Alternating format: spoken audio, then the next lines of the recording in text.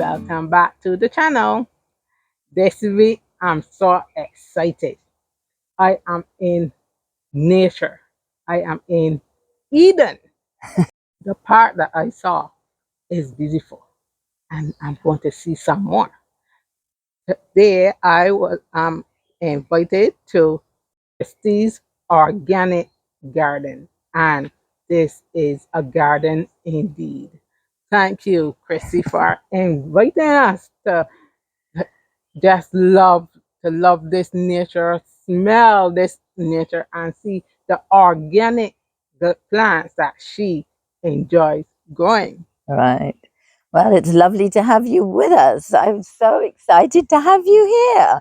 It's wonderful. I'm so excited. So, Chrissy, what compels you to start gardening? Well, I grew up with it. My grandfather was from a family of farmers, and he ran away from the farm when he was 12 years old with sixpence in his pocket, and he got to London to make his fortune. And he ended up working for the first actually what do you call it, supermarket store called Lipton's. And it was the really first grocery store which contained all the foods, and he became manager of one shop and then manager of huge shops and then area manager, and so he worked his way up.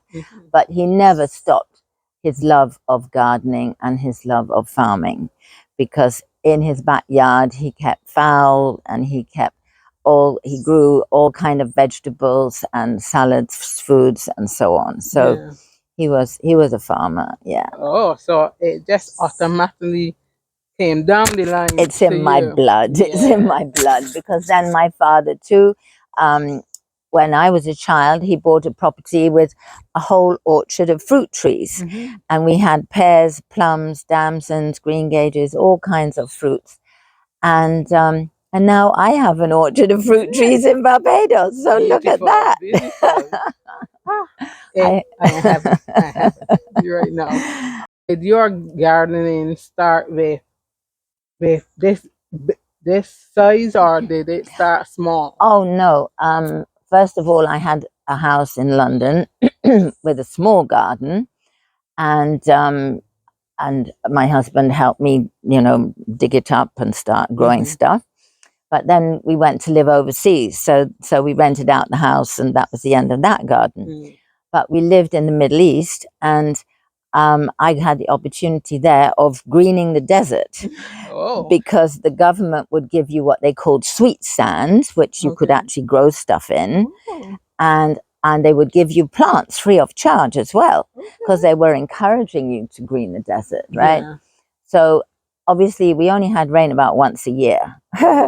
So I had to be out there every day, and sometimes it was 35, sometimes 40 degrees, right? Even 50 I got to. So I would be there watering morning and night. And when I left, I had a beautiful garden at the back and a beautiful garden in the front. And I went back 8 years later, and there was my eucalyptus tree that was, 40 feet high, and my plants and garden was still there. So that's so good that someone kept it up. Yeah. We are talking. I know you are waiting to see the main event, but you have to get some history about Christy and her gardening. I was always an environmentalist, and when I came here, I volunteered at the Future Centre with Colin Hudson. I worked with him too. You did? I was his assistant. Oh wow! Until his passing. Right? Yes. So he started a tire garden there, and because I'm an environmentalist, I never want to use toxic chemicals. We might have met before. Probably we did. I used to be there every day, so right. We had to. Yes. You see how the world is. That's so right. Small. It's amazing. Yes. Well, I would always be there on a Thursday evening when he had the open evening, and invite people to come and talk about different subjects and so on. We met each other. Yes, we have. Isn't that funny? Oh my gosh, crazy. So when I got this property, I was lucky that I inherited it with some already established fruit trees and some ornamental plants. But greening the desert is like greening Barbados. I plant trees, I plant plants, and so on. And then I started teaching organic gardening classes, because the more people that farm organically, then the less toxins we have in our food, in our soil, in our water table, because it all goes down with the rain into our drinking water. Correct. So I feel I'm doing a service for Barbados and Bajan people, but they grew up doing this. You know, they knew how to do it before I came, but unfortunately they've got away from the natural way of growing. I mean, my partner today told me that they used to, when they chopped the banana tree down, when it was finished, they would lay it on the ground, and that would kill anything underneath it, and would be the mulch and make the new soil and so on. So, you know, he said we used to do it all organically, right? I'm so glad that you are here to remind people to get back. Precisely, to do what their grandparents were doing. That's the thing. The best way to eat natural and organic. That's so right. Now, let us go to the tour. You know that while you're making it on. I also studied permaculture, and I also studied no-dig. Now, to me, if it can be easy, why make it difficult? So no-dig is wonderful because you don't have to, that hard work and back breaking. I mean, you can imagine this is an acre and a half trying to dig here. I did used to have a hand a plow that I would run before I became no-dig, right? So when I became no-dig, I sold the plow, so that was great. So now we make raised beds. I'll show you one here that's in, it's actually about to be renewed. But this is a Damiana here, which is very happy here. And I'm showing in my classes now how to make a mini composter that you can put in your own flower beds. Because people say, oh, I've only got a little bit of space. I can't grow this. I can't grow that. I can't do this. I can't do that. Well, everybody can use a pipe like this, right? And recycling, I went to Carter's in their skip, found a piece of pipe. So I got 3 garden composters out of it. Yeah. And so you basically put it in the soil for about an inch or so. You must make holes at the side because you want to have air and you want to have water and you want the worms to be able to come in and out as well, right? And then you will put in your kitchen scraps and a bit of grass, you know, a bit of compost anyway, so that you've got a nice environment for the worms to come, because you want to encourage the worms, and the worms will do their job of chopping everything up and making it into good soil again. And if you don't want, if you have heavy rains, again, recycling, I found this, it fits perfectly. You can just put that on top, because I had a wormery once and it rained, and when I came out, all the worms had drowned. And I couldn't believe it. I said, oh my God, oh my worms. So now this is the boy that stops it when you have the torrential rain that we have to go in there. And this is so cheap and useful. Precisely. Anyone could do this. Precisely. And the thing, and the thing is that I actually don't buy anything. Even the wood to make the bed, okay, I had to buy the screws, but again, I go to a skip, I see wood on the side of the road that somebody's throwing out, and I go put it in my car, and that's it. Because of termites, I cover it with a plastic, again, pull that out of somebody's skip. So it's a freebie, you know, it's recycling, upcycling, all of that. And I never put waste in the landfill, you know. You're stopping the amount that's going in the That's right. That's right. Beautiful. I have people, okay, because of COVID, I couldn't have my gardening classes because we weren't allowed groups of people. So then I actually made this into a plant nursery because I thought, well, I've still got bills to pay. And if I can't teach my classes, then I have to sell my plants. So that's what I said. But I get phone calls, oh, I want to dwarf this, or dwarf that. And I say, look, you don't want dwarf plants. I made the mistake a few years ago buying some dwarf coconut trees. Well, they took forever and ever and ever to grow. So a dwarf tree takes forever to grow. So I don't know when you're going to get the fruits because it takes so long to grow. But I'll also show you my small trees, my baby trees that are covered in fruits. This morning I went out at 6 o'clock, picked a load of cherries off my 3-foot-high cherry tree and went inside and made cherry juice. You know, you don't need dwarf plants, okay? You control the size of the plant by the size of the pot. I love bay leaf. Bajans introduced me to bay leaf tea and putting bay leaf in your rice and so on.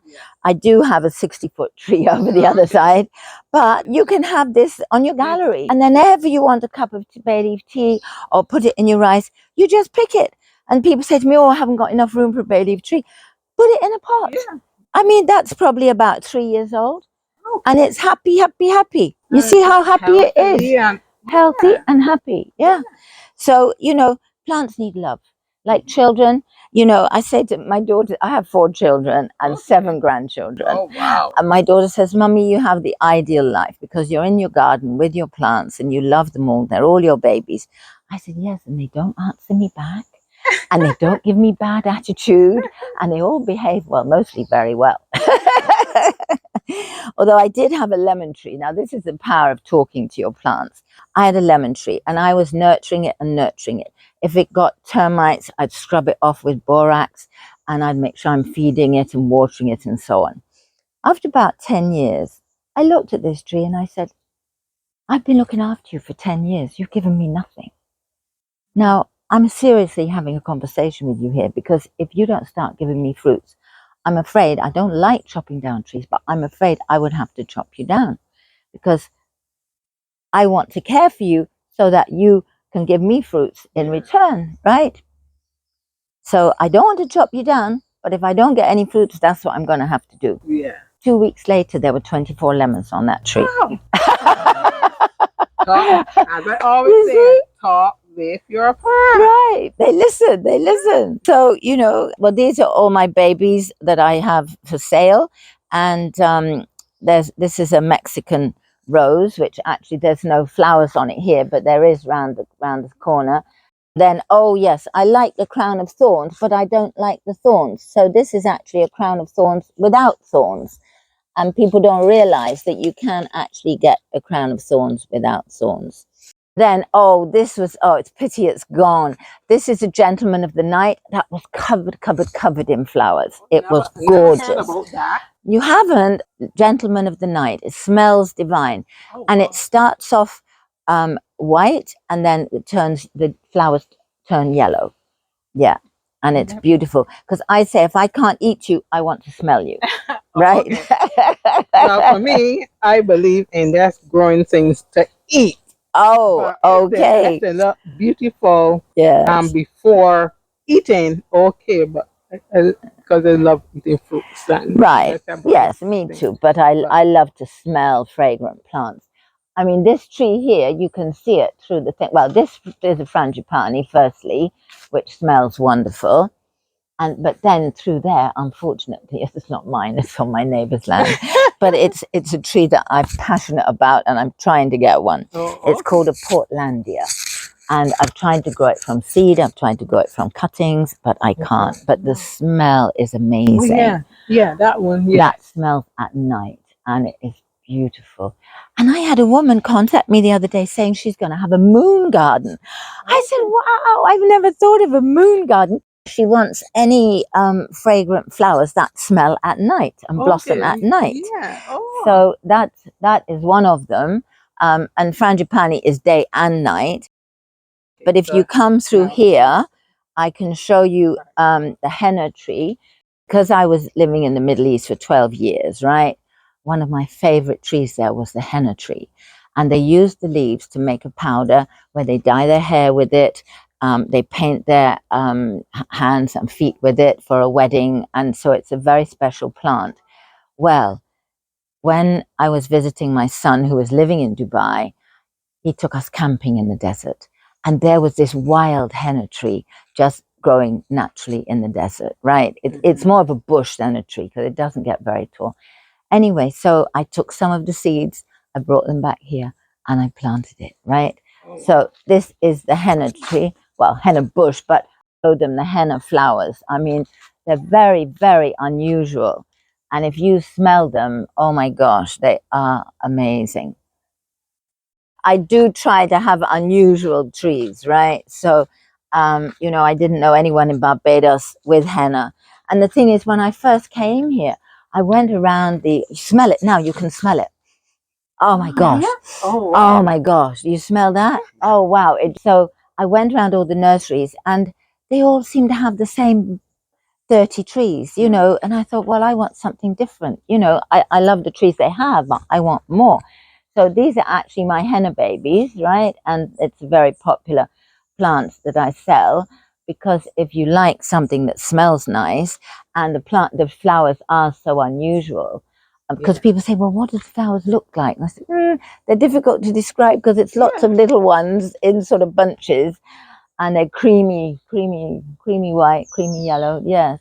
So these are my baby hennas, which a lot of people sell. And then, of course, you've got coleus there, which are beautiful coloured leaves. And most people know the coleus, don't they?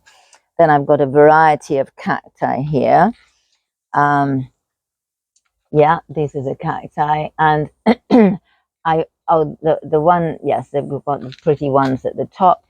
And then the ones underneath, the one with the little leaves is called a money plant or a jade plant. Okay. And the one with the big leaves is another night blooming cereus. Okay. So What I have this?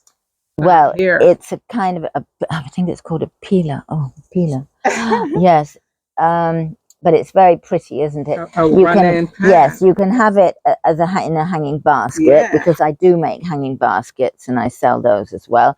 Or you can have it as a ground cover because it's very, very pretty, isn't it? It's very pretty. I'll give you one. There you are. You can have one. But I think, yes, this is another cactus which has little, if you can see here, little tiny star flowers. Hang on a minute. Right. You see under there? You see under there the little dark red star flowers. Very sweet. I'll show you. Oh, that's so beautiful. Yes, aren't they different? Yes. So that's deep. Yes, very deep crimson, aren't they? Yeah. Very deep, or scarlet even. Yeah. So, and these ones flower as well. They the word begins with K, Kilancho, something like that. I'm not an expert on the names of cactus, but I do like to have some of everything. But I can tell you about this one. Now, this one, everybody's grandmother would have one in their garden, right? Everyone. It's called a planter's cactus. In fact, I came out and picked off the fruits. Oh, shoot, I should have left them on for you. But I was harvesting this morning. So they have a red fruit. You can see one there that's green, yeah? Oh, there's a red one up there, see? And this tree is amazing. It lowers your cholesterol. Yes. So if you have a cholesterol problem, you need to use this tree. It boosts your immune system. So again, with all the diseases and everything we've got around, you need to boost your immune system, right? And then, surprisingly enough, it prevents and cures diabetes. Yeah. So there's different ways of using it.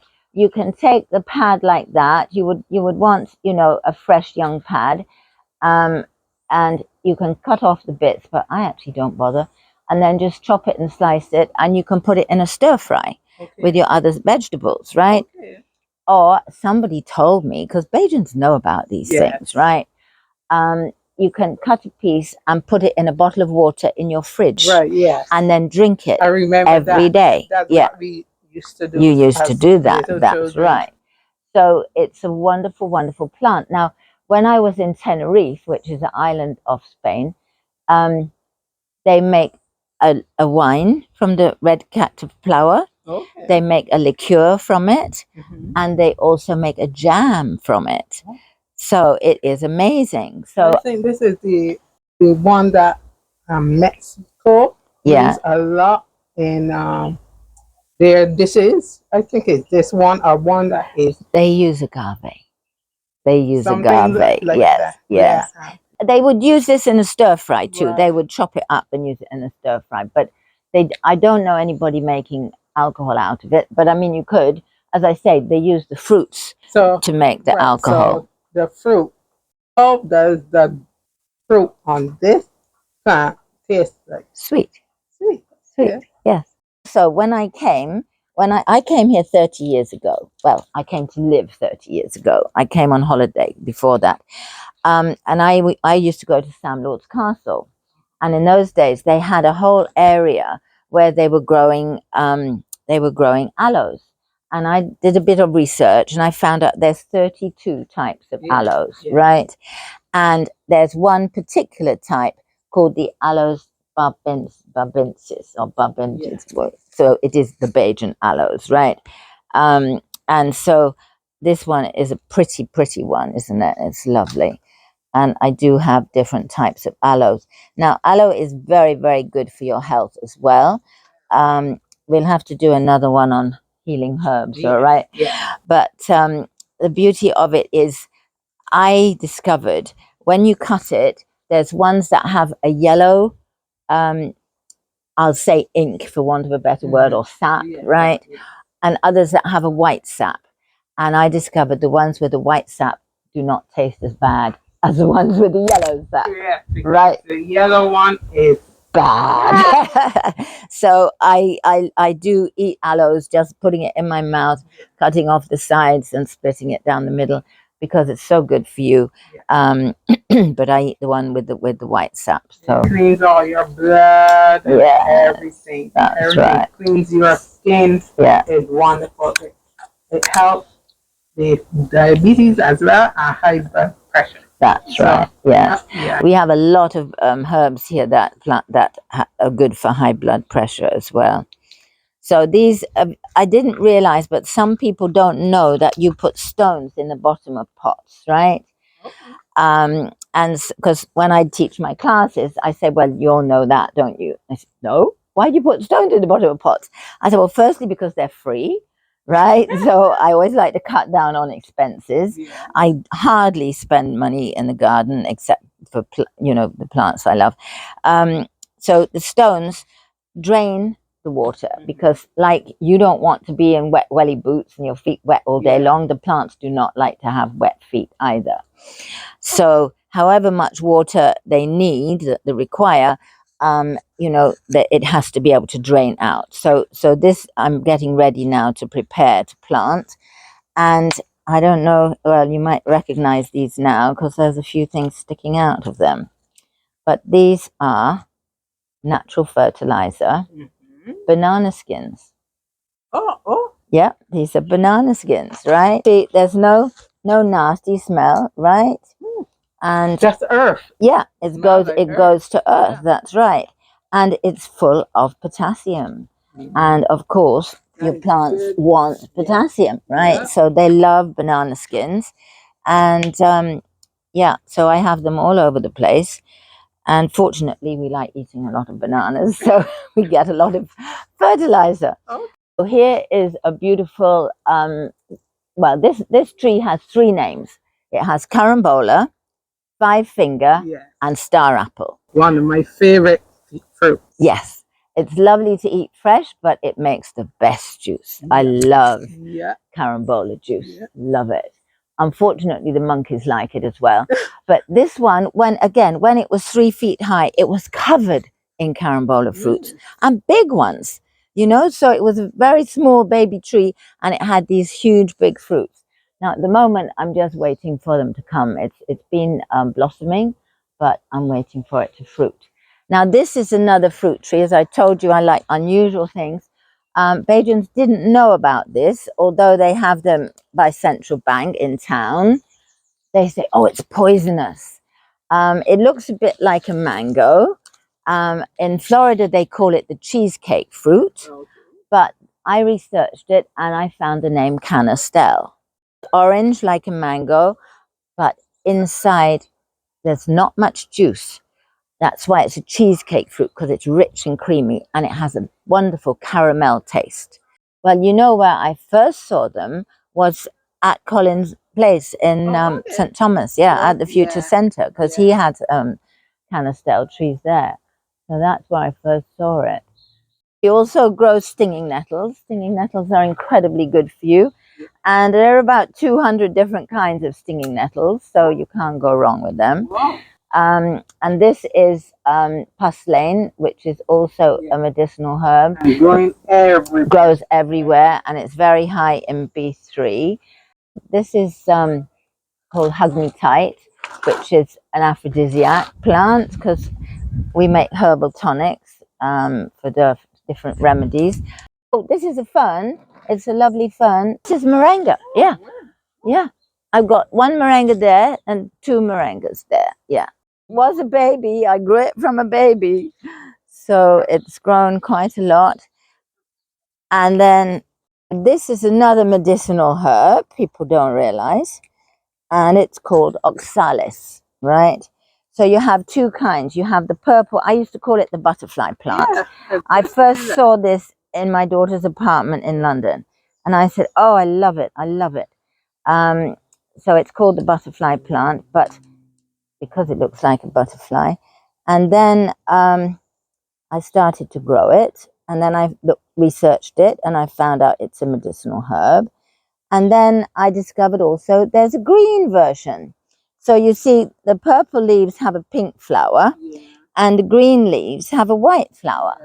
So you see they're just the same. This is a butterfly plant, but it doesn't smell. Because often the white flowers of a species have a scent, but this one doesn't. But it's so pretty. It's And just you can lovely. see He has blessed us with everything to heal our body. Everything. I mean, everything. That's I right. even think grass having. Yeah, it does. Yeah, for sure, for sure. No Yeah. I've not found it yet, but everything is And for our benefit. That's right. Everything is healed. It's the sweet tamarind, because you've got the sour tamarind and you've got the sweet tamarind. So we have a few baby sweet tamarinds there. And then talk about for everything, this, if you can't cook, this makes your food taste good. If you can cook, it makes it taste even better. I first saw this again in the fruit and veg market in the Middle East, right? You can smell that. You don't know what it is? That is called the curry leaf. So I'm the curry leaf queen, right? We were just talking about this 2 days ago. Right. So I pot it and sell it, and it's, as you can see, you can eat it. It's delicious. And if you want, you can just put a little oil in the pan and put the leaves in the oil, and they go crispy and crunchy. And then sprinkle it over your salad. Yeah, they're delicious. I like to put it in everything. To be honest, it makes everything taste good. Fortunately, I can cook, but when you can't, it makes it even better. Put that in, your food will be delicious. That's right. That's right. That's right. It's so good. Some baby avocado pear trees there. This is a hanging basket that I just made. So these are baby plants that are just now going to be growing in here. It's a begonia, very pretty silvery leaf, very pretty begonia here. That one. I love that. Get a piece of everything that you're growing and make it beautiful and to share with others with your basket and even this hanging. Yes. I love that. I love that. That's right. Now this is the one I wanted to show you that was round there that the birds dropped, right? There's actually a bigger one. It's got little lanterns. Have you seen this before, sweetheart? You know, when I see something grow that I didn't plant, I know a bird has dropped it for me as a gift. And I just watch it and look after it and watch it grow. So I saw these little lanterns. I thought, oh my gosh, you know, it looks like a fairy bush with all these lanterns. And after a while, the green of the lantern goes like a papery brown color. And then when you open it inside, you can eat the fruit. And some people call it the Cape gooseberry. from South Africa, the Cape gooseberry. But I'd rather call it a fairy lantern. And then these are our raised beds. This one is for my class next weekend. So we put the cardboard down first, and that kills everything underneath. I've still got to put more cardboard in the middle, at the side. And then we put the plastic on to stop the termites eating the wood. Yeah. And then we build it up layer by layer. So instead of digging the ground, I could still come and dig this ground, but you know, I got a bad back. I don't want to be digging.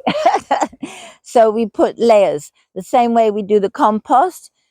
You see, again, I make this compost bin here, very fine wire, so no bugs or, you know, rats or mice go in it. It has no smell at all because you put a layer after layer, different layers, right? And then we do want water in the compost. So could you unscrew that for me, please, darling? I don't know if you can or not. Yes, I found this pipe, you see, and I realized there's a thing here, and this came off something I had, right? So I thought, well, that fits. And then, oh, this pipe's too big. But anyway, I've got a smaller one that I can put in there. But isn't that perfect? So again, it's free, you know, just look, open your eyes when you're driving around. And you know what they say, one man's rubbish is another man's treasure. Right. It's always my treasure. And then I do get the well-rotted goat manure from the goat farm up in St. Andrew. You don't have to have animal manure, but I know they're grass-fed and they treat them like their own babies, and there's no chemicals, no injections of antibiotics or anything. So you can use that. I just mix a little with my compost. Yes, I put the baby coconut here because I've had, I think, 3 coconut trees die on me because you know, I found them here 30 years ago. So recently, and I do get upset when a tree dies. I've had my 2 best lime trees die, but they were over 30 years old. And also the coconut trees, when we had that terrible drought last year, then I lost 3 coconut trees with that. And then when we had the hurricane, it blew down my bamboo like dominoes. That was unbelievable. But anyway, but then I sold my bamboo to people that wanted to build a trellis or to grow their tomatoes or their Christophine and so on. Everything has a purpose, right? That is so true. Yeah, yeah. And so here we have, that's another carambola tree. And then we have an orchid tree there. Oh, this, talking about unusual. A friend of mine gave me 2 of these trees, right, in a black plastic bag. And, you know, he didn't know what it was. He just said, they're different, Christy. I know you like different plants. Have them, right? And then I was selling one day, and this lady said, oh, that's a nice pepper tree. It was this big. She said, I'll have that. So she took it with her, right? Anyway, then I saw my friend, and I said, those 2 trees you gave me, what were they? He said, oh, when I gave you, I didn't know. But I found out it's called a cane candle, right? Because they look like okras. They're about the size of an okra, and they go yellowish. When they're yellowish, they're ripe. And then you eat them, but it's like sugar cane. They're hard and crunchy. Yeah? So it's the candle fruit or the cane fruit, right? So I call it the cane candle. I can get both together. So I had to phone my lady and say, please, can I have back that tree I gave, because it's not a pepper tree. Because as I only had 2, I couldn't let it go, you know. And so she was very nice. She gave it back, and I gave her another plant as a gift. So, you know. And then there's a mango. This is, Jamaican ackes. Now, I love Jamaica. I've visited Jamaica a few times. And of course, you know, I love Jamaican ackes. So I learned how to cook them. And I have a few Jamaican ackee trees. Yeah. All the Jamaicans come and visit me when my trees start flowering. As well, I'm afraid the parrots. Because the parrots, they eat the outside skin, shell. They eat the black seed, and they eat the inside fruit. They like the whole thing. So that's very interesting that everything is edible. And we could live off the moringa because we can eat the flowers, we can eat the seeds, and we can eat the leaves. So moringa is a superfood, really. It has all the nutrients that you need. It has vitamin C, it has iron, it has A, B, C, D, all of that lot. It's a really good fruit. And then this one here is a noni. Now, Bajans call it dog dumpling, yes? And you don't want ever. I mean, they were told, my friend told me that they were told that if they trod on a dog dumpling fruit, they would get a bad foot because it smells stinky toast. And they call it stinky toe in Trinidad, right? Anyway, but you pick it when it's just yellow. Well, this one's not ripe yet. You see, it's green and then it goes ripe. And when it's whitish and bigger, then you can pick it. Now, when I went to Guyana, I saw the Amerindians with glass bottles and all the noni in them. And I said, oh, what are you doing? Oh, well, we just put it in the glass bottle, seal the top, and then it just rots down. And then we drink the juice. We filter it and drink the juice. It's very good for your health. So we do the same thing. It doesn't taste bad, honestly. It doesn't taste bad. You know, I think because, you know, as a child, you knew the overripe fruit, which does smell not very nice. And that kind of puts you off wanting to eat anything or drink anything from it. But when you use it the right way, it's really not unpleasant. Call that joy juice. Joy juice. Oh, right. It's called Laterna or mint sage. It makes a lovely tea. Do you know this one? Have you seen it? Have you had any? Just smell it. Oh yes. Oh yeah. And this makes a wonderful tea, mint sage with lemongrass or mint sage with bay leaf. So I like to, you know, mix and match herbs. I mean, the lady said to me, I don't like herb teas. I thought that's very interesting. I mean, every tea has a different taste. So how you can say don't like herb teas? Very interesting. But yeah, so I make them nice. When I give you one of my teas, you will like it, right? Because I specialize in making it taste good. And I believe you. And the trampoline, I got one years ago, and I say it's for moon bathing and stargazing. Oh. So apart from bouncing, which is very good, I actually bought this for my granddaughters. But bouncing is very good for your body and all your organs and so on. But also it's nice at night. You can lie down in the trampoline and look at the stars. And I've seen so many shooting stars in Barbados. It's amazing. It's wonderful. So coming down here, and that's the yucca. And the yucca has just finished flowering. The dragon fruit just finished flowering, and the yucca's just finished flowering.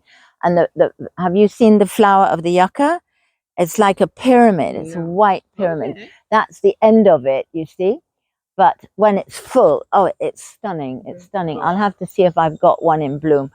And then that's a red ixora there. And again, ixora is a herbal plant. Really? Yes. I know. People just think it's a pretty flower, but it's a medicinal herb. Because I research everything. And somebody told me the other day they made a tea from bougainvillea flowers. Now, I didn't know that. So you see, I'm still learning.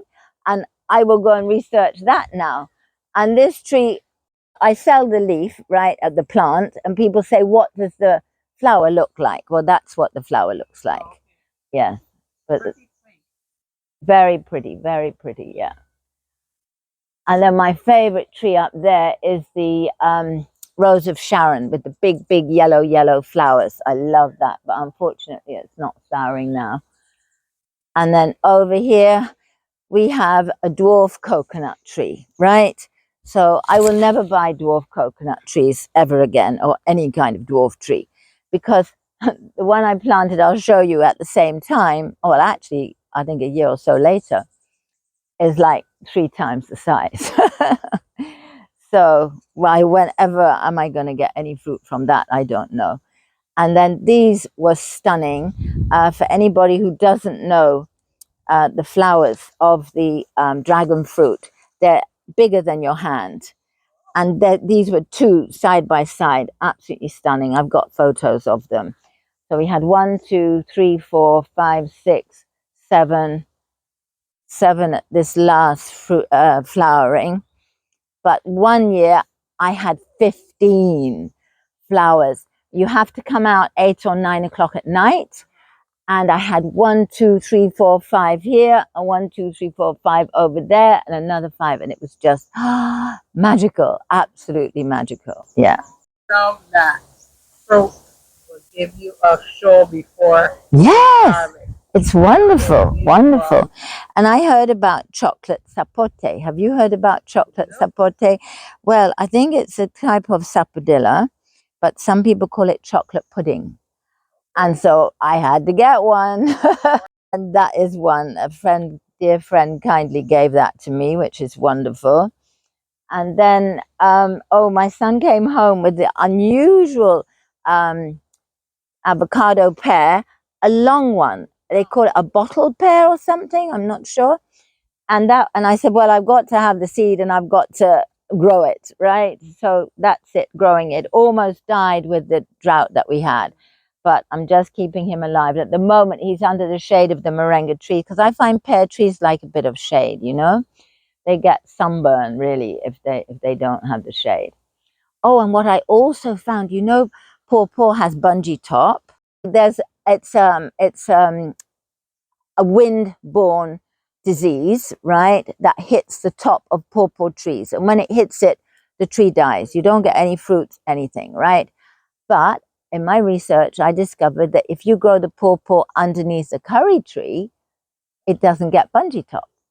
Oh. So you see, so I have to sell a curry tree and a pawpaw tree together. If you look at history, a lot of tribes and natives always grow 2 or 3. Yes, together. That's right. The So, 3 sisters, you were yeah, telling me, aren't you? Yes. Curry tree, Yeah. and the pawpaw. That's So right.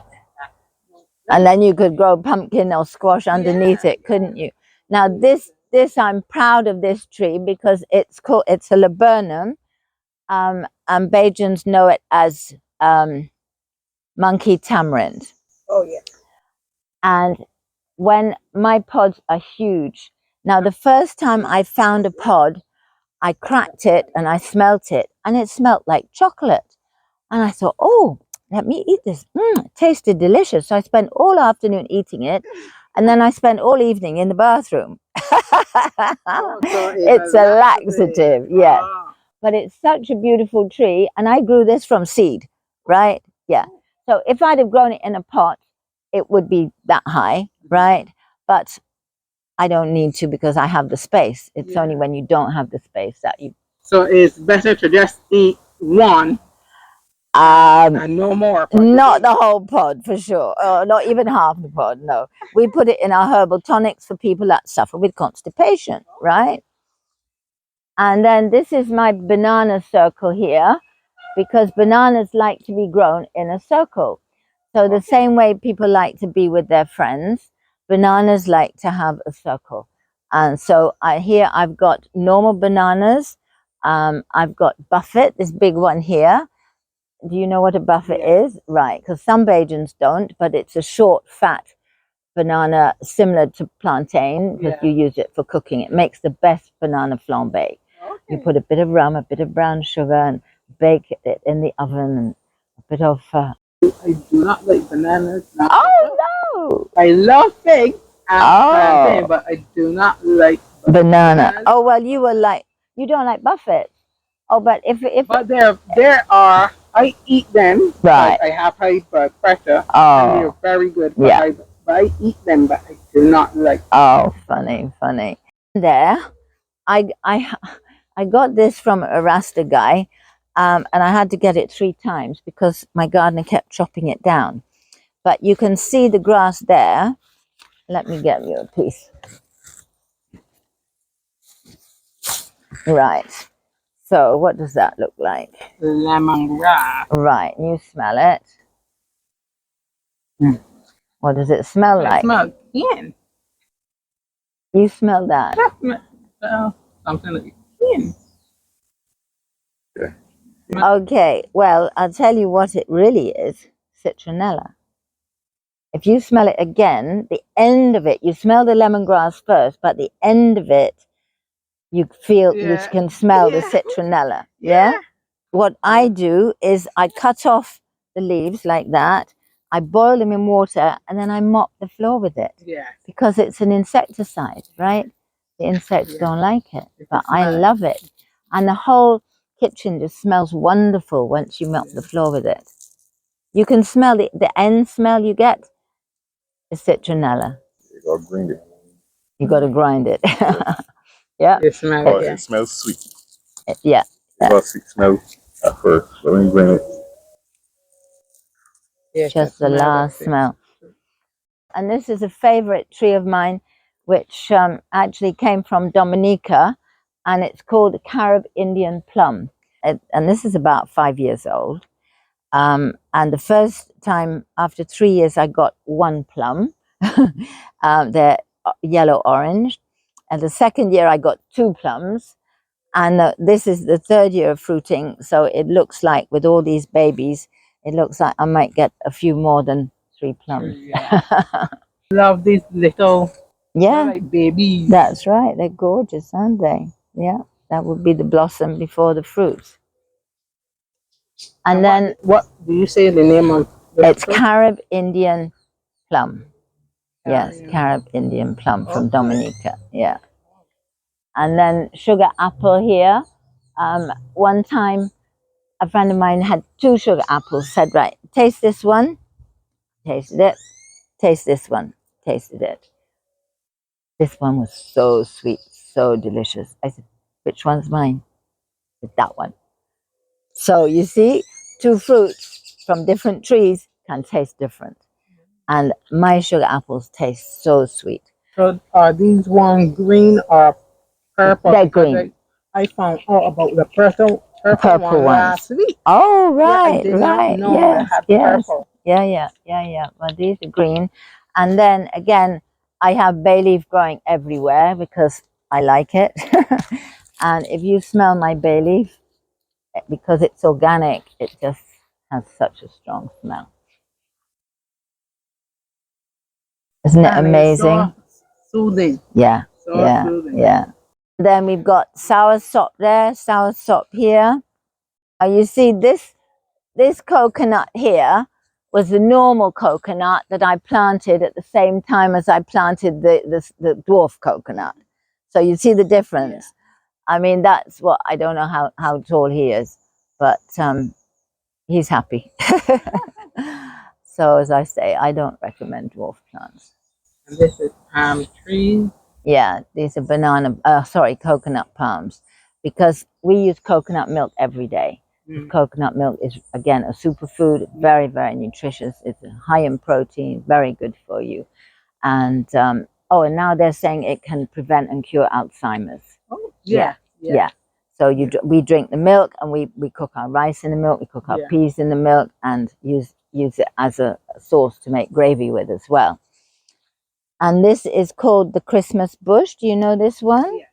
Right. So this, again, is a medicinal herb, and it grows quite easily, and it's good for a lot of different things. I drink a lot of that. You do? Oh, right. And then soursop again, and curry leaf again, coconut. Oh, and here we have, you smell my lime. I mean, people say to me, have you got kaffir lime or something? It's a very strong smelling lime tree, but you smell that. You smell that. I mean, you don't need kaffir lime if you've got that, because it is so strong. Yeah. And then this, it's been trimmed, more like butchered, I'm afraid. But this is the one with the red seed pods. It's called annatto. You never prune on a full moon, because on a full moon, the sap is high. And this is why we work with the moon. Your ancestors would have known all this, right? Because with the full moon, the moon rules the tides, it rules the sap in the trees. So you only cut bamboo on the dark side of the moon. And you only prune and trim your trees on the dark side of the moon. And also you come and talk to your tree first, and you say, you know, you're looking a bit uneven, so I'm going to be chopping this side of you, but I'll give you 24 hours until I do it. And then the tree will retract itself, contract itself, and then it will be happily let you cut off some of the branches. Yeah. Wow. It's a bit like you having a haircut. Oh, this is the red plum. And the funny thing is, the red plum has a nipple, right? It looks like a fruit. Yeah. And guess what it's good for? Breast cancer. Wow. Yeah. So you see, even the creator shows you what things are good for, right? This is a moringa pod that got here from that tree there. So, yeah, I do have orchids spread around the place as well. And this is another plum tree.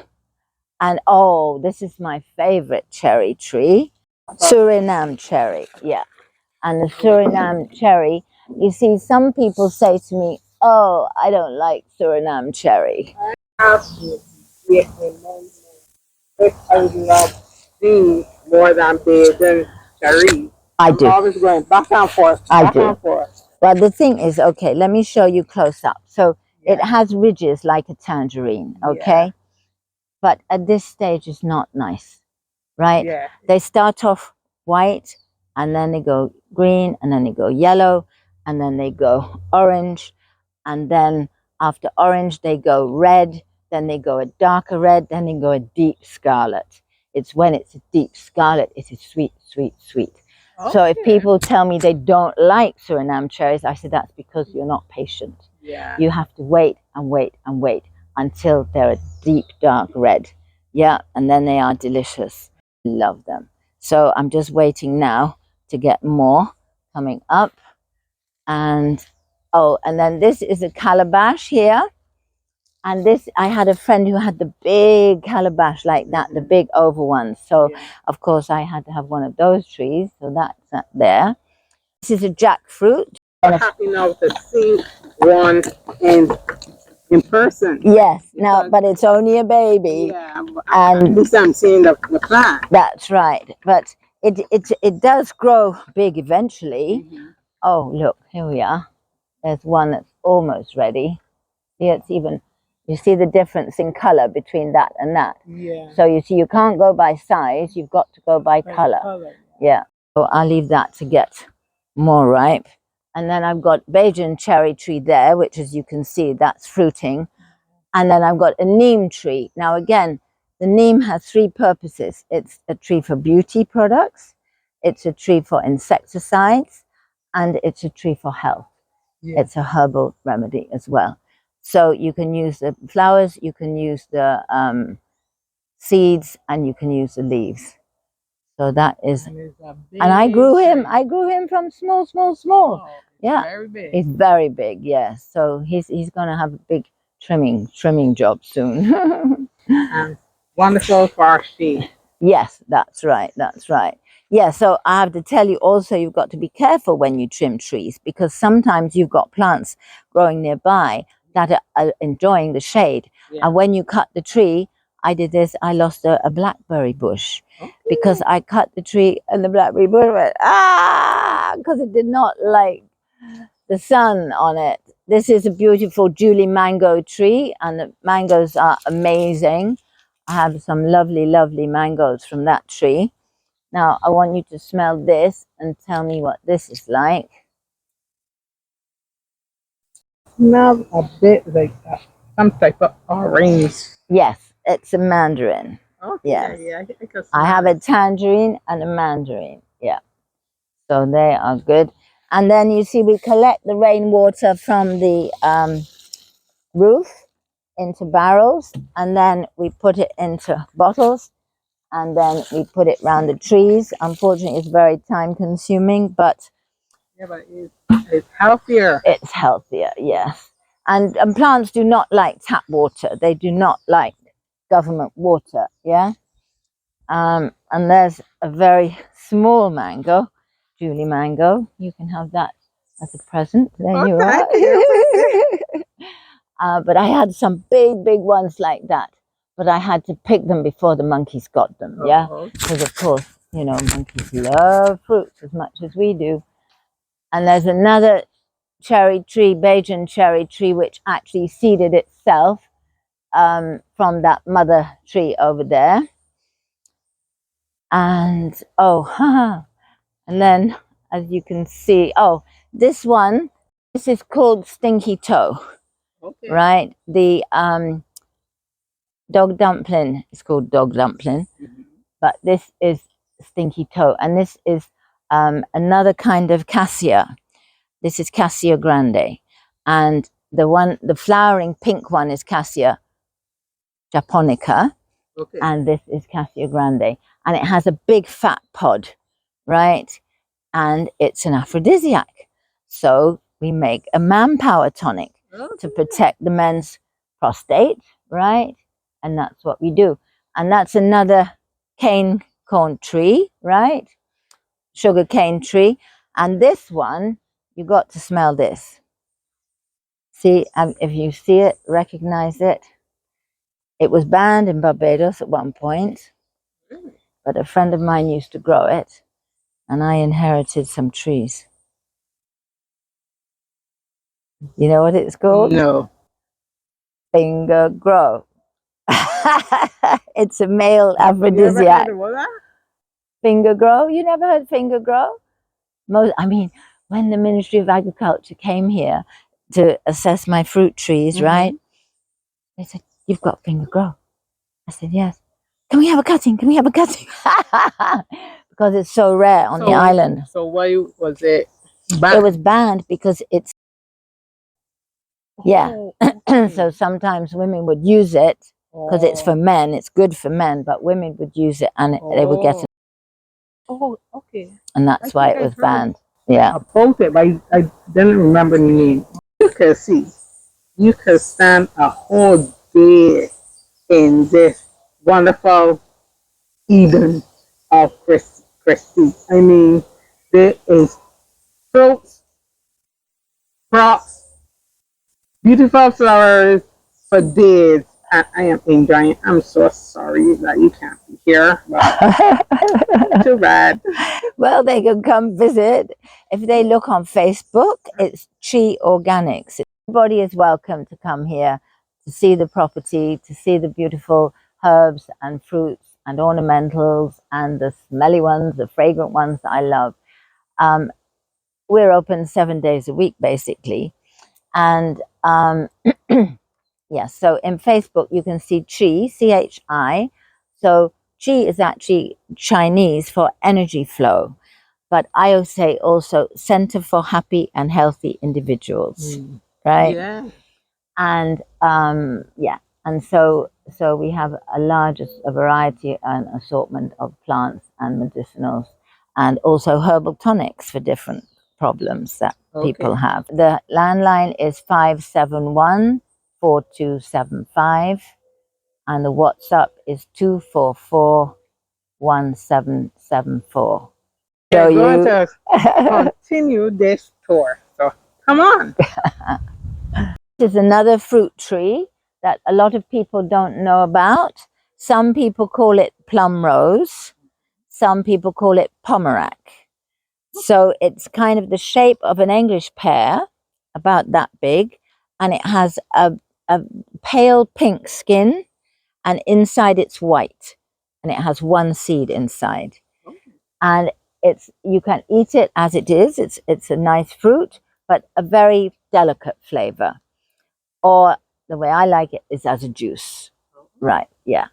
So this is pomerac or plum rose. And again, there's not many around, but it does grow to quite a big tree with quite a lot of fruits. So I've had a few that have died on me, so you know, I'm just praying. He seems to like it there. They obviously like shade. Some trees want more sun, other trees want more shade, yeah? And this one here is called Lignum vitae, or tree of life. You recognize lignum vitae is that the stems are yellow.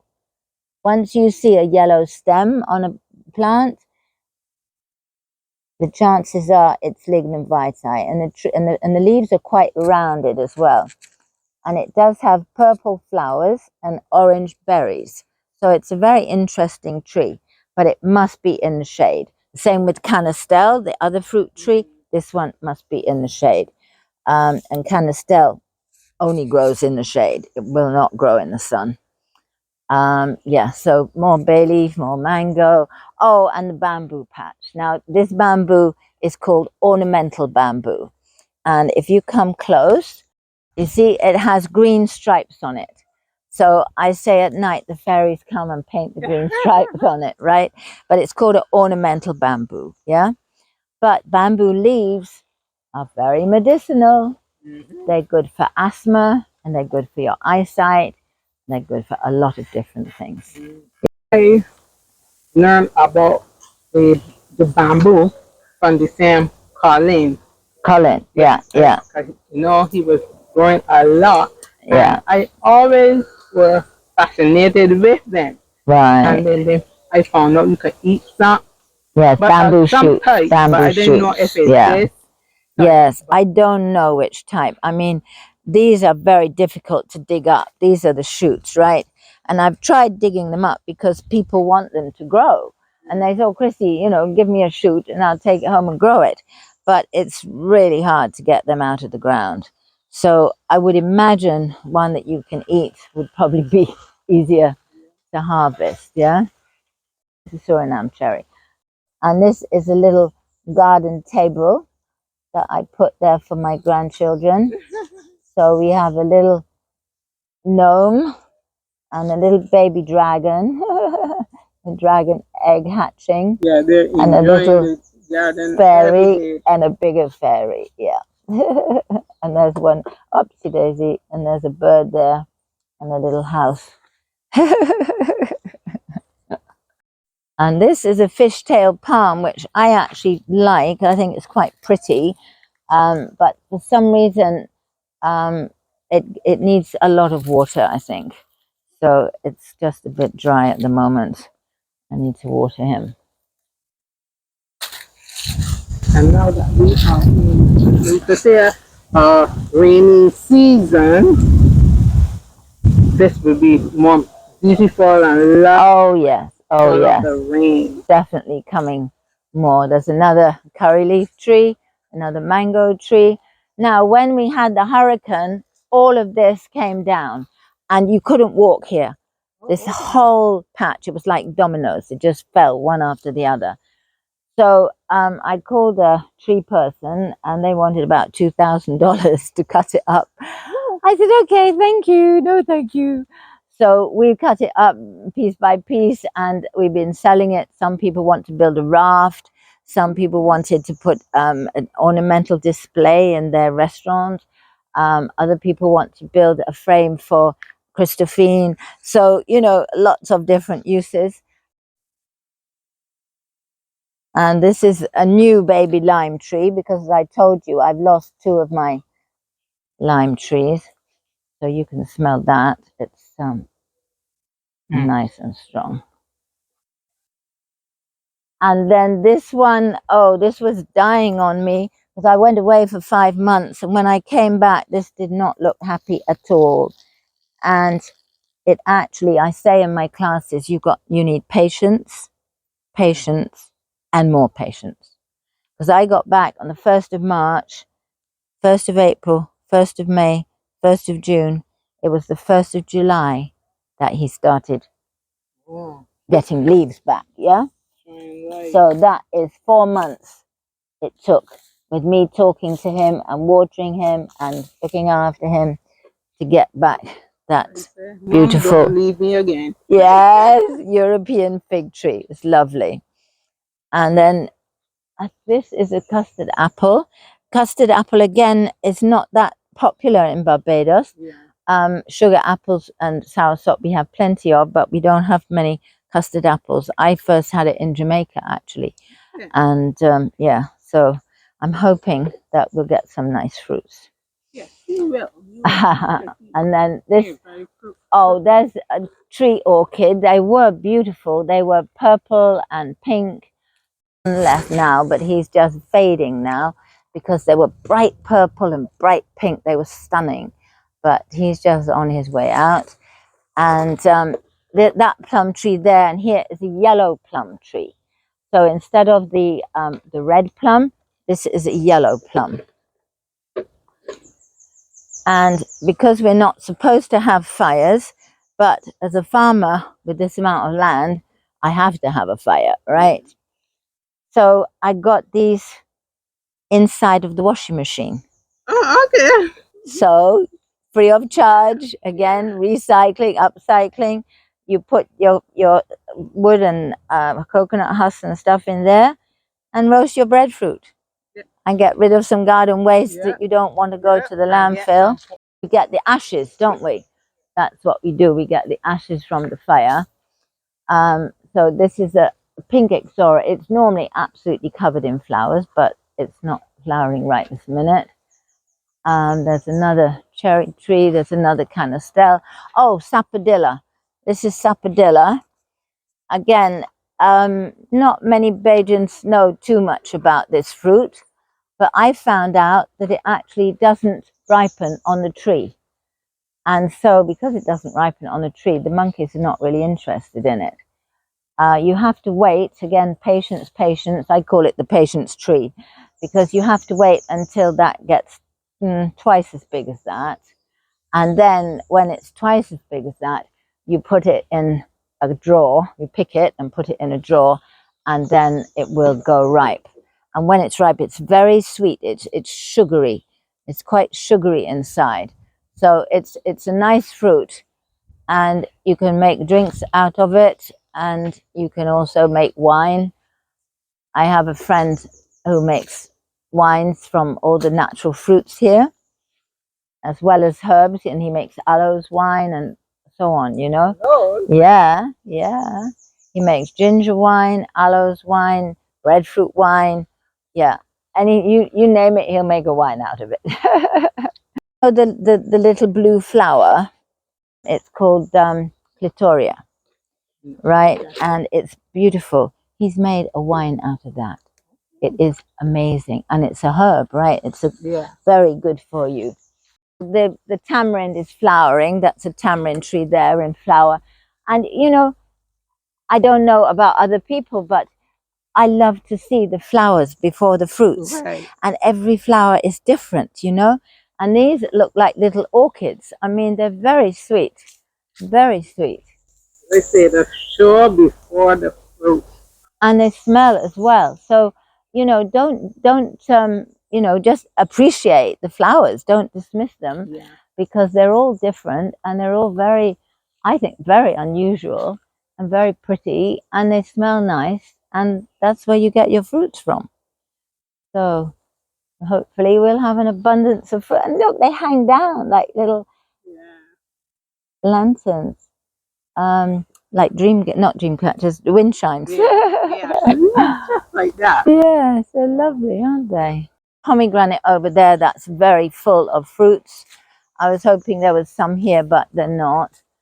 So yes, so you've seen the sapodilla fruit now, and as I say, it's crunchy. Oh, this one I discovered again.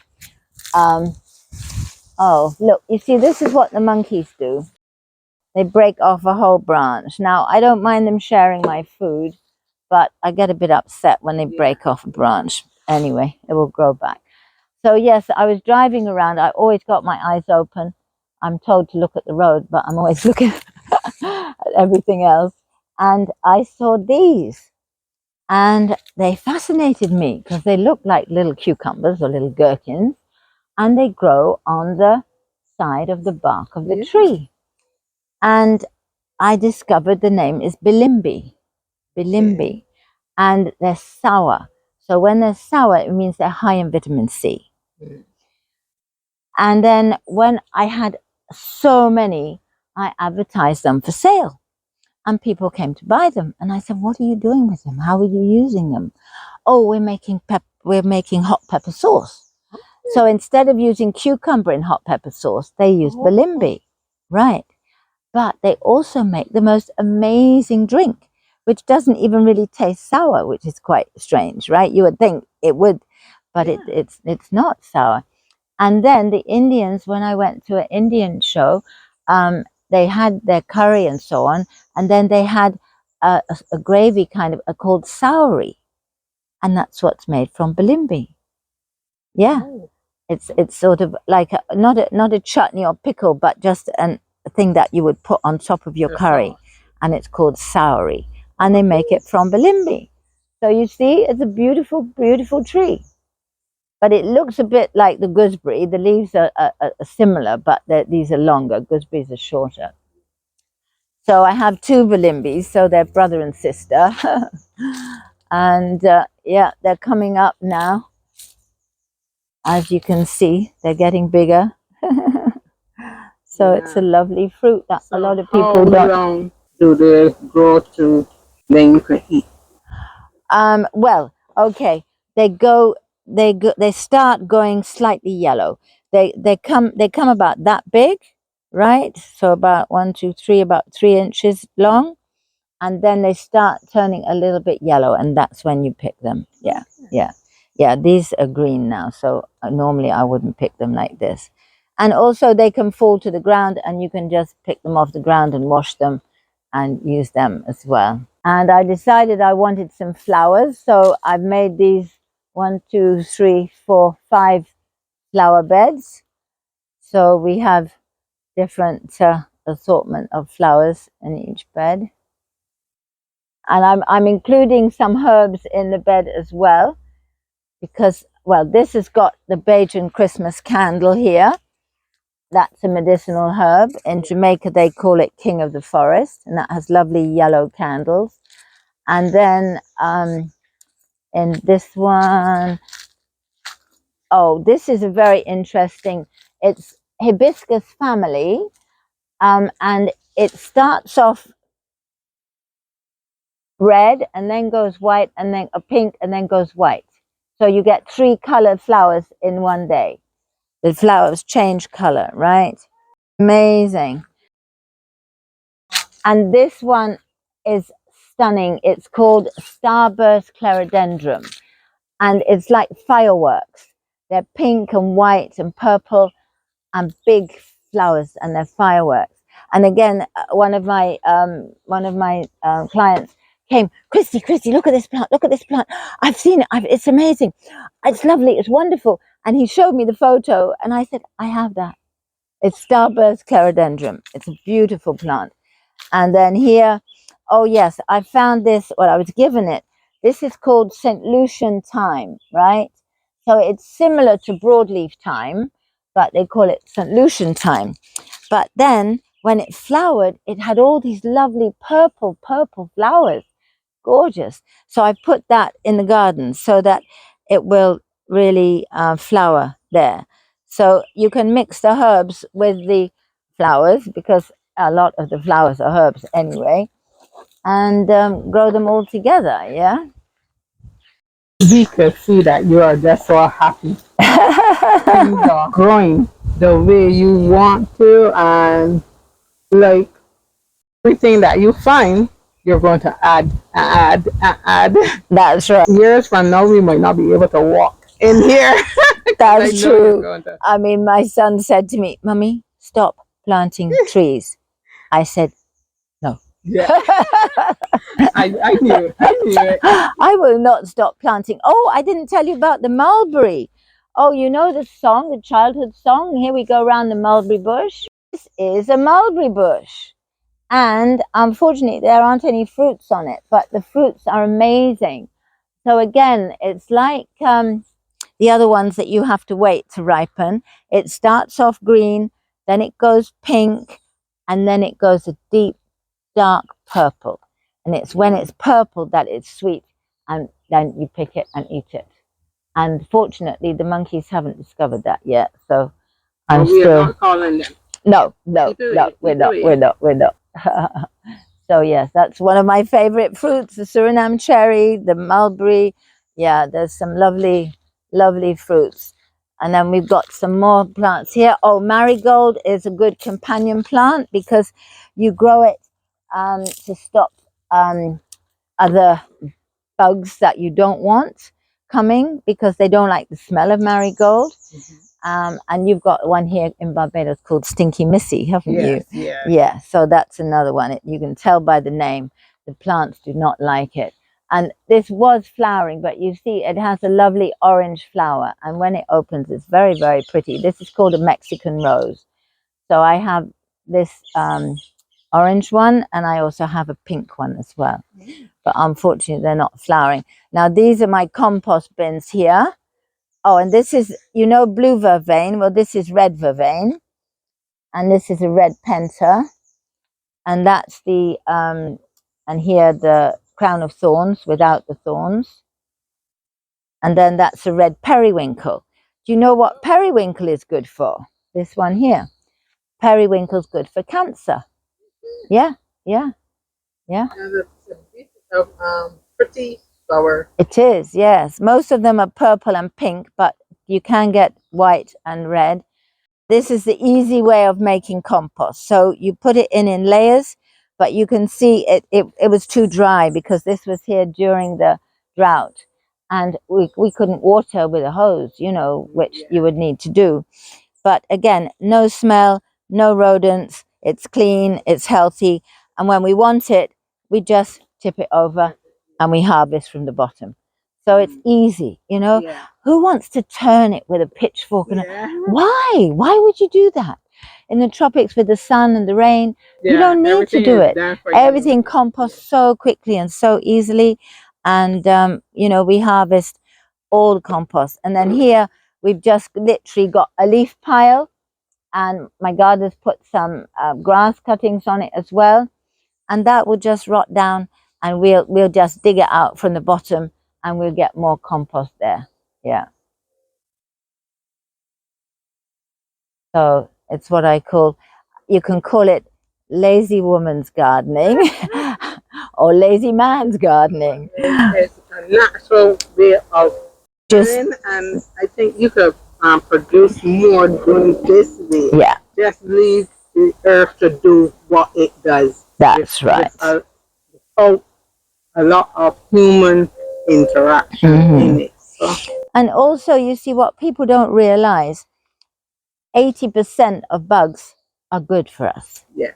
We need them. We need them to pollinate. We need them to carry, you know, the and digging up the earth and so on. Never kill your centipedes. Only if not only if they come in the house, but never kill them in the garden, because you need them. If you have centipedes, you know you've got good soil, right? And also, don't use sevens, don't use Jay's fluid, don't use slug and snail bait. All of these are so poisonous and so toxic. So we don't want any nasty, nasty poisonous chemicals. I mean, it's 30 years I've been here without any chemicals. So I'm 500% organic, and then I reap all the seeds of all my fruits and of all my plants, and so I can sell my seeds, and I can let people buy my plants as well, and they're all 500% organic. Getting a natural, keep it going. Yeah, there's an orchid in there, but it's not flowering. But oh yeah, I wanted to show you. Yeah, so now I know Colin started with the tire garden, right? So I did have tires because when people weed whack, they can very easily kill a baby plant, right? So I had my important things in tires. But then in one of my classes, we started discussing it, and they're saying that tires will leach something not good out of it, right?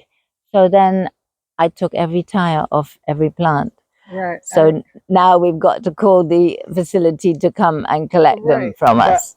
Watch gardening show that said that if you're using tires so that it will last years, to seal it with, you know, you put on the floor polyurethane something varnish, like that, and then paint it. Oh, right. Okay. Paint it with automotive paint. Oh, right, right. You won't have that problem. Okay, well, I'd For rather just, that's more money, isn't it? I'd rather true. just let the ground deal with it, you know, because, yeah, we'll just get rid of the tires now. We don't need them anymore. So I never ignore a plant, yeah? I saw this, right? Saw this, and I looked at it on and off for 25 years. And I thought one day, why am I ignoring this plant? You know what, just because it's not pretty or attractive, why am I ignoring it? So I started to research it, and this is called the fishbone cactus. Oh, okay. And as you can see, it looks like a fishbone, right? And so I had the one plant I cut it into 3 pieces and said, right, I'm going to look after you now. And I apologized to it for ignoring it, right? So now I've got all these babies here, and I found out that it flowers once a year.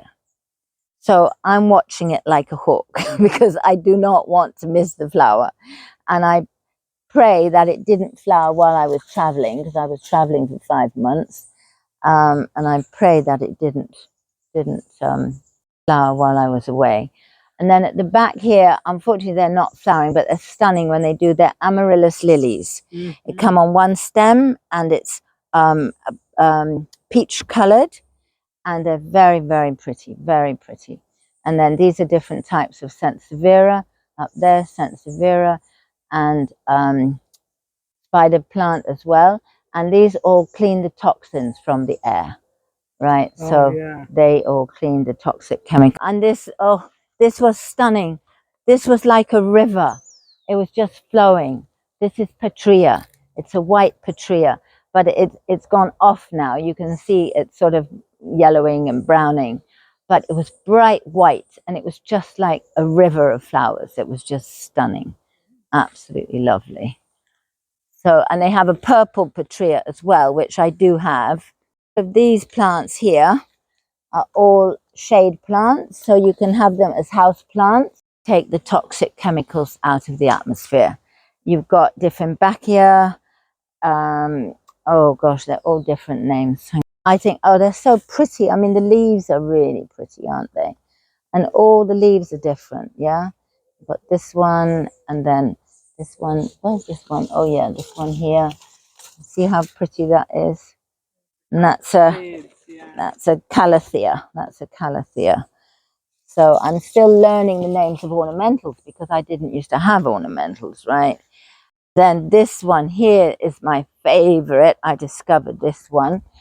And this one not only clears the atmosphere of toxic chemicals, but it clears the atmosphere of negative vibrations. So that is a very special plant, right? Beautiful. And there's a bigger one. Take that. I mean, you know, I get one, and then time as it grows, I cut it, get another one, and cut it, get another one. Yeah. And this is ornamental bamboo, but this is miniature bamboo. And I came along here one day. I was going to trim it with my secateurs, and I saw a hummingbird nest. A hummingbird nest was in there. It was amazing, a tiny little hummingbird nest, and it had 2 eggs. Careful.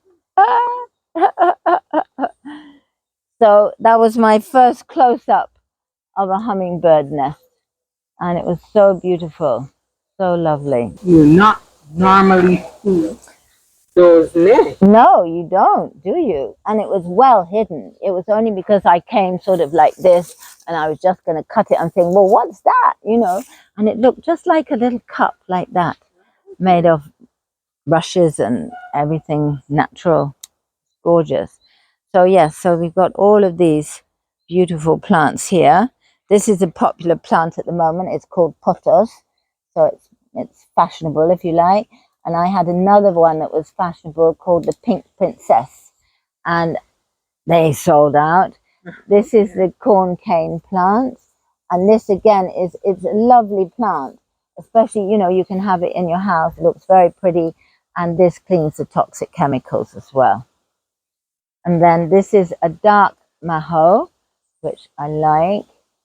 And then you've got the light coloured maho here, which is, I think, even prettier. You see, because you've got a bit of pink, a bit of white, a bit of cream, a bit of green. So that's I love the shades. yes, the multicolored maho. And then you've got these ZZ plants, which again are very popular at the moment. And I sort of think they look prehistoric. You know, I could just imagine this with the dinosaurs. They look to me pretty prehistoric. And then this is, I call it the variegated version of the ZZ, but it actually is a different plant and it has a different name, which I can't remember right now. But again, it's very, very pretty, very pretty. Leaves are lovely. That would be good as a hedge. Yeah, yeah. And then these, I love these, water hyacinths. So I have fish in the barrels. So I wanted water plants, so I put fish in the barrels. And then when I got a lot, I started selling them because you can't really buy water plants here, you know. So people were very happy to get some lovely water hyacinths. This is my big crown of thorns without thorns, yeah. And this is my tea to feed the plants with. So this has got bananas and mangoes and stuff in it. Yeah. And we just strain it off and pour it on the plants, and that's a lovely tea for the plants. Yeah. Oh, and this is stunning. This is called climbing jasmine. Now you smell that. This is wonderful for bees, and it flowers day and night, and it smells day and night. Okay. One time I was sat upstairs and I was smelling this flower about 9 o'clock at night. What is it? What is it? I looked down, this whole bush was covered in white jasmine, and the smell, oh, just amazing, amazing. Yeah. Yes, this is so funny, right? I sold a lady this fern, right? And she phoned me up afterwards. She said, the fern's got a disease. I said, no, sweetheart, it doesn't. Yes, it does. It's got all spots all over it. I said, yes, no. Those are actually the seeds of the fern. I never thought it. Yeah. So it is not contaminated or anything bad. Those are actually the natural seeds of the fern. Yeah. But you see, this one has it too. Yeah. But it's just a certain time of year. Instead of fruiting, they get these seeds. Yeah. Wow. And this is one of the shade plants, but I love it because it's got heart-shaped leaves. You see, aren't they gorgeous? So I always say that's a Valentine plant. You can give that to someone on Valentine's Day. Then here, this is the Queen of the Night. We have cactus, but it's a cereus, night blooming cereus. Okay. So again, this will bloom at 9 o'clock at night, and it has big flowers like that. It's amazing. So it's every night? No, just when it blooms, right? And sometimes there could be 50 blossoms on it in one evening. Okay. Yeah. And now this one is one that all your grandparents would have had. And this is actually endemic to Barbados. There's not too many that are fully endemic, but this one is. I'm just pulling off the climber that's on it. And it's called the Bajan gooseberry. And if you Google it, it says Bajan gooseberry. Ta-da! And it's a lovely plant. First of all, you see these little spiral plants here. They become cream flowers, right? So they're very, very pretty. You get a load of cream flowers, and then you get a load of orange gooseberries. But they're nothing like the gooseberry tree. These are spheres. They're just like a little ball, a little orange ball. And you can eat them. And again, they're sour, so they're high in vitamin C. Yeah. So one day I'm going to make a gooseberry pie. One is a lovely plant. It's called the Tradescantia, and there's 3 types of well, actually no, there's more, I've found out. But they call it a wandering Jew. I don't know why they call it the wandering Jew, but this is the Tradescantia wandering Jew. And then this is a bigger Tradescantia here, this one. Yeah. And then there is actually a green one, which is not not close by. But this, I first saw this at the horticultural show. Somebody had it, and Mr. Hunt was there from Hunt's Garden. Okay. I said, Mr. Hunt, what's the name of this plant? He said, I don't know, but I call it the centipede plant. Because it looks like all the legs of the centipede, yeah. Oh, what one lady did, she said she had painted her doorway and her front door purple. So she wanted one of my purple hanging baskets in her purple doorway. So I never got to see it, but I bet it looks stunning. Yeah. So this is the same family to the one you've got on your lap. Quite pretty, and it's got these little delicate little white flowers. And then these are what I call my green leafies as well, but these are climbing ones. So you've got this, I mean, look how beautiful these leaves are. I mean, they're stunning, aren't they? I mean, you know, nature is just amazing. Look at that stripy one, lovely. And then ones with holes in them as well. We call these Swiss cheese. So they're naturally like that? Yes, they're naturally. Yes. Cute. Yes, it's not been eaten by a slug or snail. That's the natural design of the leaf. And then this one I found is very interesting as well. And as I say, I collect them and see what happens. And this one day just shot out a very long stem with little white flowers on it. So it's very sweet. And that's a succulent. There's the succulents there. And then I had this one and this one here, and they look the same because they were side by side. I don't know where I got them from. I can't remember. But this one suddenly bore a flower. It had one stem and it had 5 white flowers. It was amazing. And the smell, oh my gosh, incredible. So I thought and hoped that that was too. Okay. But when that flowered, that's actually a spider lily. So it's very spidery and white, and it smells nice. But this one, oh, it was stunning, absolutely stunning. And then you've got all the caladiums here. And we husk our coconuts, as you can see. It's a coconut husking area. And this is the African mask.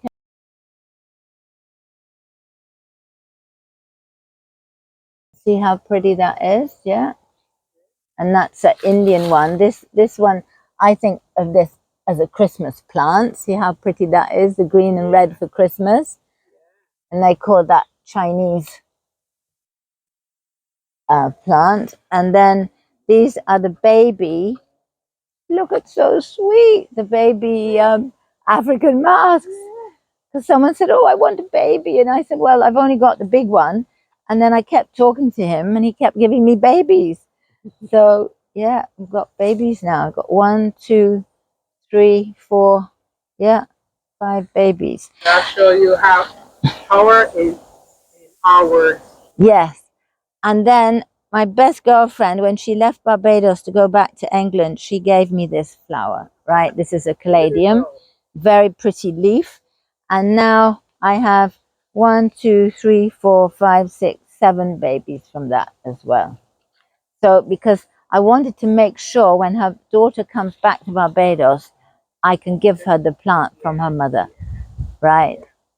So we're continuing that. And then here, these are my other lilies. We have the peace lily that was flowering a while back. Most people know that. And then we have the Eucharist lily. Now the Eucharist lily either flowers at Christmas or at Easter. And I've got one that flowers at Christmas and one that flowers at Easter. And again, it's one stem with 3 white flowers and they smell lovely. And then this one, oh my gosh, I didn't know what the flowers looked like. This is called a cardwell lily. And one day I saw a flower in the middle. It was so squashed up, it couldn't stand up. So it had sort of bent out and down, and it had this lovely flower. So I took it out, and then when it had the space, it stood up and showed me how beautiful it was. So yeah, so sometimes you don't want to have them too close. So that's a cardwell lily. So we've got Eucharist lily, cardwell lily, and peace lily. All my favorites there. And there's another lantern fruit there, Cape gooseberry. right? And then here we have another Cape gooseberry. They just grow everywhere now. Oh, that's another type of begonia. You know, I showed you the silver one over there. Well, this is the dark leaf one. I'll just get it to show you. Right. You know that one? It's very pretty with little pink flowers it has, right? And then the green begonia, which has white flowers or pink flowers or red flowers. And you can eat the flowers. The flowers have a lemony flavor. So you can put them in your salads. If I want to be fancy when I'm having a party, I'll put the flowers in an ice tray. So you get a cube of ice with a flower in it, in your drink, yeah? And then we've got bromeliads. And again, I had a lovely bromeliad shooting out a lovely red flower. So they always surprise me. You know, there's ones that I still don't know what they look like until they flower. Plants that you have to wait on the flowers. That is God keeping us patient. And then we will be rewarded with something so beautiful. So plants teach us patience. That's right. And that is a virtue. Yeah.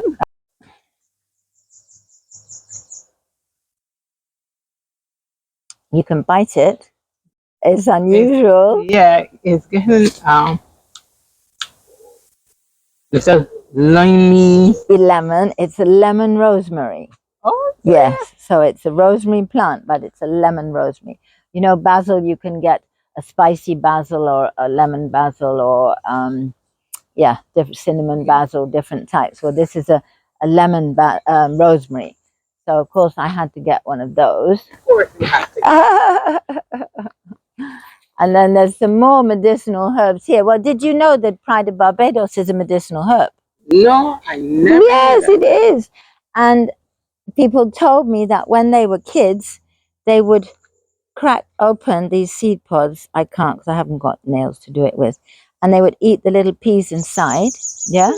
You can eat the flowers as well. Look how beautiful it is. So lovely. And the hummingbirds love it as well. This is a date palm. So from living in the Middle East with Arab people, I had to have date palms as well. So that's a date palm. And then this is a pom-pom bush. Do you see these pom-poms? Yeah. And when I first came to live in this property, there were a lot of these. And then one day I realized we haven't got any pom-pom bushes anymore. So I had to find some and bring them back. Yeah. I don't know how they disappeared. And then this one is a famous one, seed under leaf. Yeah. That's a very strong medicinal herb. It's a kind of chamomile, so that you take it, make chamomile tea. And then, this one we've planted is buckwheat. So we're just looking now. These are the flowers. So we're waiting to see what the seeds look like. After that, a bird gave me this plant. And I looked at it. What is it? And one day it flowered. And when I saw the flower, I thought, that looks like an English honeysuckle. We have honeysuckle in England, right? And look at it. It's so beautiful. And it normally smells good. It smells lovely. Yeah. And when we took a photo of it on the app, it's a Japanese honeysuckle. Oh. Look at that. Isn't that amazing? So I'm now making babies of this to sell to people. It's just such a beautiful plant. So I thank you, birds. Yeah. Some baby climbing jasmine, which you saw. Here we've got the baby honeysuckle. And then here, oh yes, look, there's a baby Lignum vitae. Remember I told you the branch is yellow? Yeah. And here is a baby bay leaf, because we grow them from babies and then put them in pots and people can have them as a house plant.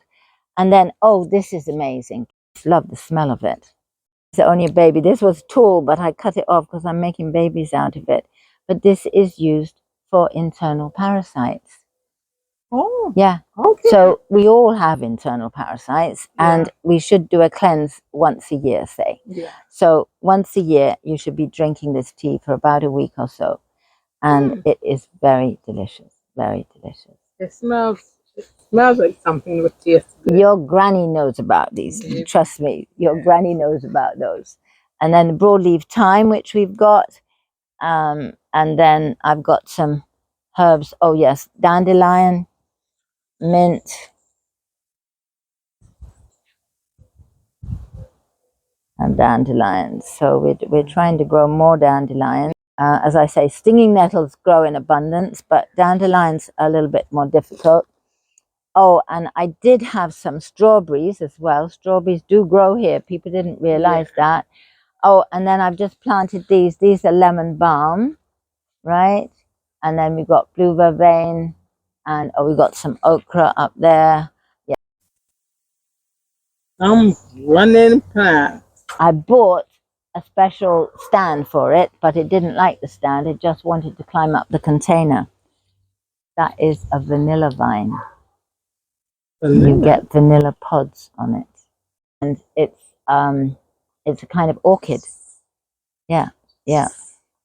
So you see, You have everything, don't well, you? almost everything. Almost. But not quite. I still want a few more things. Bits as well. Oh, I love this one. I love this one. You smell it and taste it. Tarragon. I love it. And then when I was traveling in Antigua, I found this. I saw them selling this in the fruit and veg and herb market, right? In a bundle of sticks, right? Bumpy sticks like that. And you can come here and see the bumpy sticks there, yeah? And I can't remember what it's good for, but I said, I'm going to get some and take it home, right? So I brought some home and I planted some, and I left some on the side in the kitchen that I hadn't planted. The ones I planted didn't do anything. And then one day I noticed one on the side on the kitchen with no soil, no sun, no rain was growing. I said, oh my gosh, look, it's growing now. So then I planted him, and now he's just like gone crazy. I mean, he did climb up all this pear tree, but we had to take him off the pear tree because that is too much, right? Oh, and the last thing here, you see this green plant here? This is called the giant Mexican daisy. Now, this is your green fertilizer. Okay. Firstly, you get three things from this plant. Firstly, you get a barrier. Somebody said to me the other day, what can I use as a barrier? If there's something you don't want to see, you don't like the view, you put that. It grows quickly, it grows bushy, and it grows tall. So it's a wonderful barrier plant. Then it has the most beautiful big yellow daisies. And you can pick them and put them in a vase on the table, and it looks lovely, right? And then when you do, because I will chop this down lower, then all the top, I can just put it on the ground and run the lawnmower over it, and it mashes up. And then I put it in my raised beds, and I put it in my compost, and it's a natural green fertilizer. Has all the vitamins and nutrients you need. Yeah. So you get your ash from a clean fire, so no plastic, no tires, no nasties in it, just pure brown, green, not green, brown, dried plants. And that's your potash, so you don't need to go in the supermarket and buy potash. You can have it yourself. And then nitrogen you get from all the plants, the beans family and so on. And if you want to pee on your plants, that's fine too, because that's nitrogen, right? Natural nitrogen, as long as you're not taking medicinal drugs. And then phosphorus from the banana. This one will give you everything else. So I don't buy any herbicides, I don't buy any pesticides, and I don't buy any fertilizers. Because everything is in the earth already. Precisely. And you want to develop your earthworms, make sure you've got good earthworms. And rainwater is the best for everything. Now, Barbados used to grow this, right, and export it. It is arrowroot. It's a smaller root than ginger or turmeric, and it's white. And then you can harvest it from the pots and then dry it and grate it. And it thickens your soup, thickens your custard, thickens your gravies, instead of cornstarch, because corn now is 90% genetically modified. So we shouldn't really be using corn anymore. So this is my new superfood, arrowroot. Ta-da, ta-da. And this came from St. Vincent, because that's where they're growing it now, and they grow it and export it. Yeah. So that is beautiful. Lot of arrowroot there. There's some more fairies. Yeah. The two blue either side are my two little granddaughters, and that's me at the back, because I'm Libra, right? So I'm the granny at the back, the granny angel at the back. Yeah, and there's some more of these babies. Oh, and then desert roses. Of course, I have quite a collection of desert roses, every color from white to pinks to reds. And one lady came from Thailand, or the Far East, and she said, "Oh, Christy, in my country, if you have desert roses, that means you're going to be very rich." I said, "Oh, good. I don't have, well, I say I don't have money trees, but I do actually have, two jade plants, which are called money trees. Grape there, another Jamaican ackee. This is all Jamaican ackee.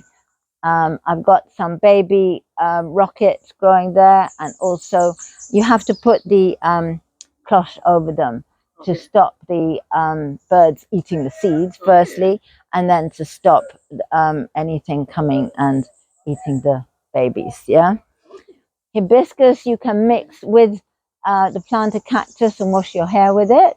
And even drink it. And even drink it, that's right. This is snow on the mountain. So we have our 3 Christmas plants. We have the red poinsettia there, the snow on the mountain, and the yellow Christmas candle. Yeah. And there's a plant that I always wanted, and it took me a few goes to keep it alive. But that is this, which is ylang ylang. Say again? Ylang ylang. And it's a very strong smelling flower. Okay. So it hasn't flowered yet, but my girlfriend one is flowering. So I think mine will be flowering soon. Okay. Oh, and then you must go to the beach and collect the seaweed. Right. You pick it off the beach dry, put it in a crocus sack like this, put it on the ground, let the rain wash it out. So now this is without, you see, this is without sand and without the salt, because the rain has washed it. And then you put it in your compost. You can put it around your plants because the snails don't like crawling over it, and the slugs. Okay. Yeah, so it has a lot of uses and full of nutrients. So that is waiting to go in my next class in the compost. The rainwater comes down this pipe, down here, and feeds into this tank here, right? And so natural harvesting of rainwater. And then we can put a hose here and gravity feed the plants with the hose, right? But because we want to carry them around the garden, we fill them up and take them round and then water the plants. And they do have covers so that they're environmentally friendly. Yeah, this is a good idea if you don't want to use your metered water. Precisely, You can yes. use the natural water. Rainwater, The that's Lord right. bless us with. Precisely. So with your plant. Yeah, and the plants love it, yes. And that's another corn cane plant there, which again cleans the atmosphere. And then this lovely one here, which is so pretty. You can just, there was one. Yes, you see this one, it's just gone off. But you've got, oh yes, that's gorgeous. Let me turn it round for you so you can see it. Right there, isn't it lovely? So it's white with a pink and yellow center. Yeah, very pretty, lovely flower. So yes, that's another one the birds gave to me.